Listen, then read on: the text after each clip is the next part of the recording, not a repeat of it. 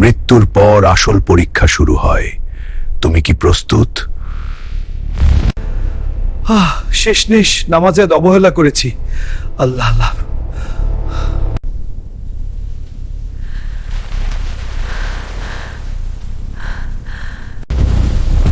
তোমার রবকে, তোমার রবকে। নামাজ ত্যাগ ও গীবতের শাস্তি শুরু। কবর আগুনে ভরে যাচ্ছে, চিৎকার কিন্তু কেউ শুনছে না।